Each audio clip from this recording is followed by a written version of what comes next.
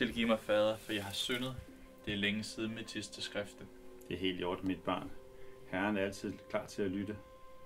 Bekend du blot dine synder. Jeg ved ikke, hvor jeg skal begynde. Lad dit hjerte fortælle dig, hvor du skal begynde. Og hvad der end tynger, så kan du fortælle om det frit her. Gud tilgiver. Tilgiver Gud virkelig alt? Guds nåde er uendelig. Han ser ind i vores hjerter, han kender vores lidelser. Stol på hans nåde.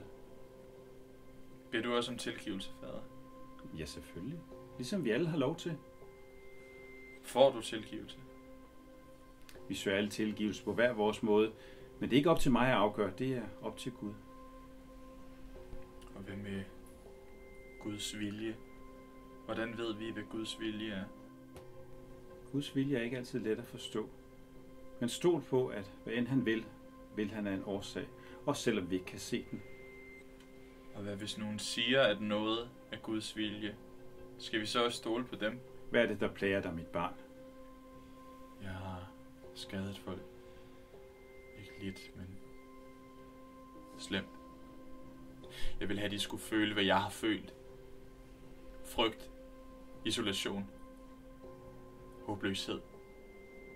Ser du, fader, at ved min sidste skrifte var jeg 8 år gammel. Jeg fik at vide, at jeg var speciel. At de ting, han gjorde ved mig, var Guds vilje. Og at hvis jeg sagde det til nogen, ville min familie komme i helvede. Men jeg kunne ikke bære det. Jeg måtte sige det til nogen. Jeg kunne ikke hade Gud på den måde. Så jeg sagde det. Jeg sagde det til alle. Men ingen troede på mig. Ikke engang mine egne forbandede forældre. De sagde, at jeg var forvirret. At det var noget, jeg havde fundet på. At sådan noget ikke kunne ske.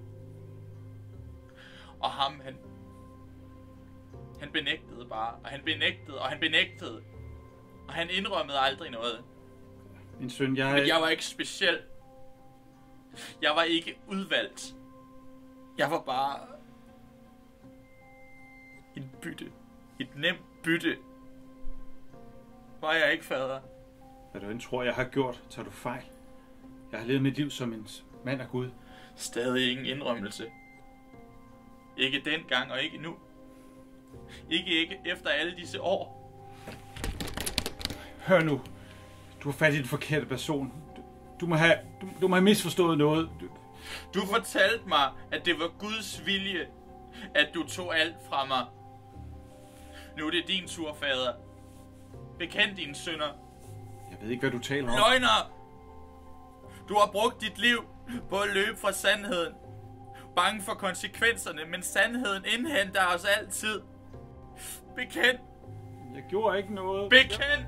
Okay. Jeg sårede dig. Jeg svigtede mine løfter. Jeg misbrugte min magt, min position. Jeg er ked af det. Gud, jeg er så ked af det. Tilgiv mig, fader, for jeg har syndet.